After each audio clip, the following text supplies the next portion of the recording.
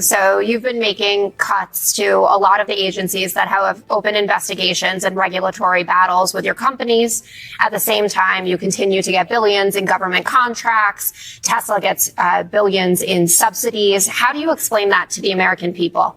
Well, everything that Doge does is an open book. So I think the most transparent action, the most transparent organization. Take a moment to appreciate how absurd this really is.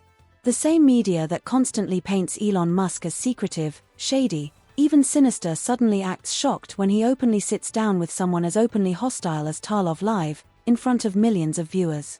If Musk were truly the villain they claim, why would he ever put himself in that position? And yet, when she finally gets her moment, her fire completely disappears. The woman who rants about Musk on a near-daily basis suddenly softens her tone, awkwardly prefacing her question by gushing about how much she and her sister love their Teslas. She wanted to come across as fearless. Instead, she came off like a starstruck fan asking for an autograph. Then, the moment the cameras stop rolling, the accusations magically return, proving she only talks tough when the person she's attacking isn't there to respond. I wanted to talk to you about what Doge has been doing. Every single Doge action is listed on the Doge.gov website.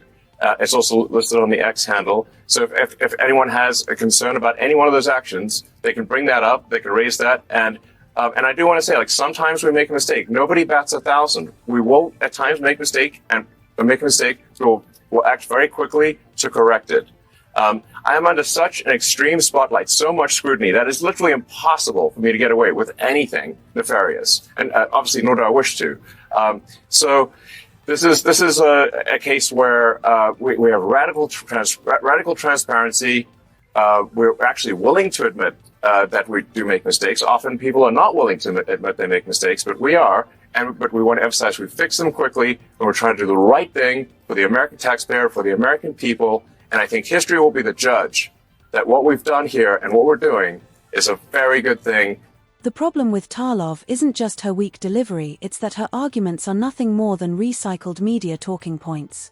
She's supposed to be Fox News marquee Democrat voice, their answer to Scott Jennings, a designated panel fighter meant to balance the table. Instead, every point she raises collapses under the weight of basic facts. She first tried pushing the laughable claim that Musk is playing the victim simply because he's spoken out against the harassment and violence targeting Tesla owners and dealerships. That flimsy line of attack fell apart within seconds. So she pivoted, this time to the even weaker accusation that Musk and Trump want to eliminate Social Security. That claim is not just wrong, it's been debunked repeatedly on air and was swatted down effortlessly by Gutfeld and Judge Pirro before the segment even ended. Because that's one of the main issues for the American public, that they are trying to cut Social Security, close offices, make it harder for you to be able to make your claims and get your benefits. And that's all to the good.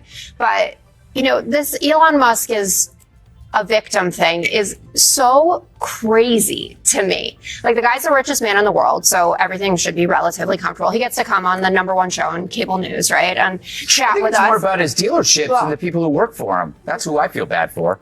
Well, I hear a lot of the American public really doesn't like what Doge is doing. The new Quinnipiac poll, 60% disapprove of how Doge is dealing with workers. 54% think Doge is hurting the country. That's a media narrative, though. No, it's not. No, I'm saying the media narrative has driven the polling. If you lie about it. You don't think that people know if they've been fired? You don't think people know that he's making millions of dollars a day off government contracts and he wants to cut their Medicaid or their Social Security? These are only fired 0.15% of the bureaucracy. Is? Do you know how many people that actually is? No, do the math for me. How many people is that? Give me a second. Well, I'll give you an idea. It's not the 400,000 that Bill Clinton fired. I am so tired of saying that. Well, nobody burnt any cars. Nobody protested. Nobody resisted when Bill Clinton did the same thing. He didn't do the same thing. He worked did with the Congress. Same thing. Oh, he worked with Congress? Oh, yes, that's doing big an actual evaluation. That's big of him. Yes, and in the meantime, they should work with Congress. Separation when of powers. Congress has allowed this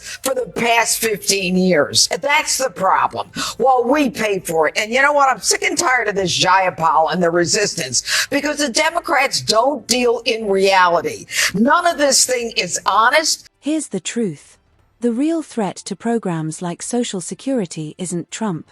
It isn't Elon Musk. It's government waste, reckless overspending, and a stubborn refusal to confront fraud and abuse, the very problems Trump and Musk have been calling out for years. The president has gone on record repeatedly, pledging to protect Social Security. His administration has explained this time and again in interviews with reporters who either refuse to listen or deliberately twist the message. The constant fear-mongering about secret cuts is nothing more than a political game, pushed by Democrats who would rather defend a broken system than fix it. The so-called staff reductions and office closures aren't about slashing benefits. They're about trimming excess and modernizing an outdated, bloated bureaucracy. No one seriously believes the federal government has no room to cut waste.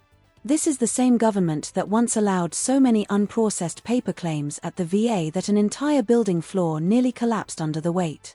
This isn't about taking away benefits, it's about finally demanding efficiency. And no matter how desperately Trump's opponents try to spin it, that reality doesn't change. So what do you think?